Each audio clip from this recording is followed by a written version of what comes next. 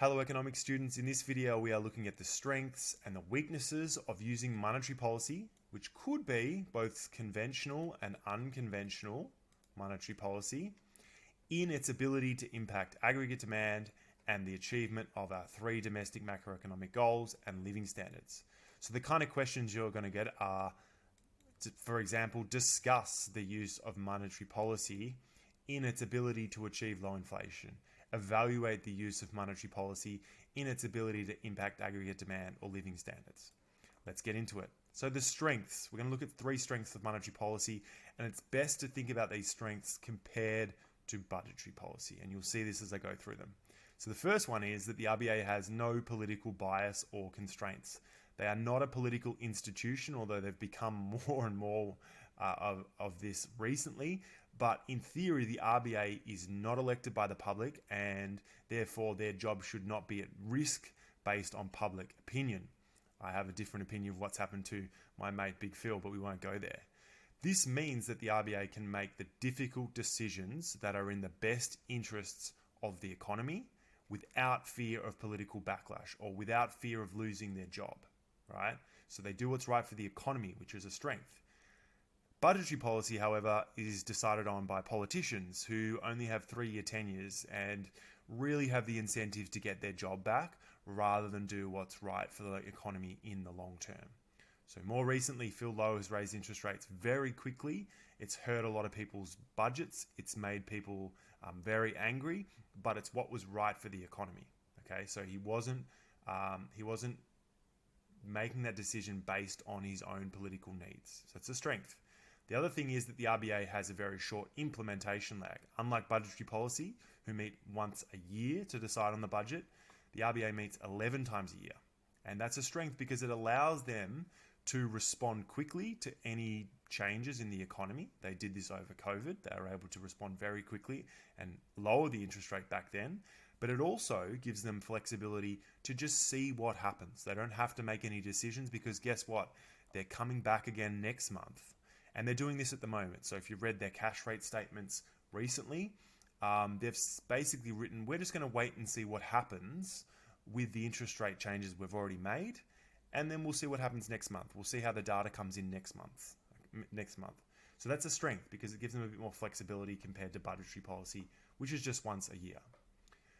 Finally, they have no financial constraints. Remember that the budget, there is an inbuilt sort of goal in the budget that says they need to bring it back to surplus, or at least it's an implied goal that whoever the politicians are in charge of budgetary policy, they should bring the budget back to surplus over time.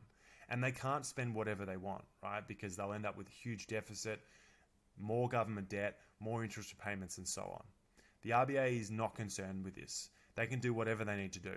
Firstly, raising the cash rate target up or down doesn't have any financial issues, right? It doesn't affect debt or deficit or anything else. It can also, because it's the bank of all banks and it basically controls the supply of money, it can also just purchase whatever it wants. So it can use unconventional monetary policy to purchase as many bonds as it likes without any worry of getting into debt or not making money or any of those things. So no financial constraints. What are the weaknesses of monetary policy? Firstly, it's an old saying, I think it was Milton Friedman, who said monetary policy has long and variable lags. It's a very important weakness of monetary policy. What this means is it basically takes a long time for a change in interest rates, if I go here, a change in interest rates over here, to transmit into the economy fully. So it takes a long time for a change in interest rates upwards to slow down investment and to encourage savings or to increase cash flows and therefore decrease cash flows.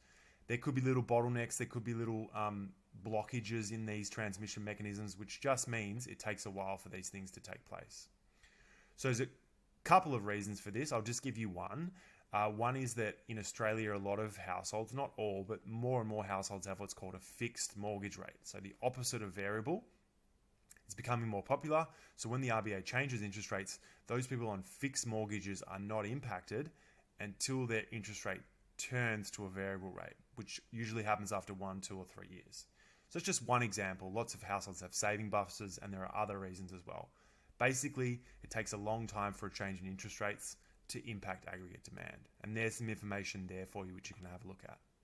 The reason this is bad is not so much that the RBA doesn't know this, but they don't know what state the economy is going to be in when the full impact of interest rate changes actually find their way into the economy. So if it takes 3 years for a change in interest rates to impact aggregate demand, well, where's the economy going to be in 3 years? We don't know. So it creates this impact of, or this thing that we call pro-cyclical. Remember, counter-cyclical is when you go against the cycle. Counter-cyclical. Pro-cyclical means going with the cycle. So maybe in 3 years' time, the economy will be in a recession, it'll be in a downturn, or it'll be going badly. And these interest rate rises will finally hit the economy, and they'll just make that cycle worse. So they'll make the contraction worse.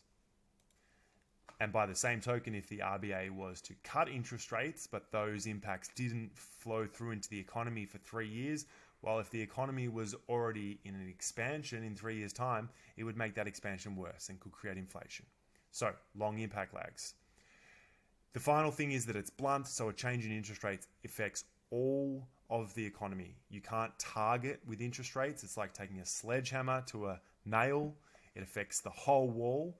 It's the same in the economy. Everyone is affected by changes in interest rates, unlike budgetary policy, which can target. Finally, it creates asset bubbles and high household debt.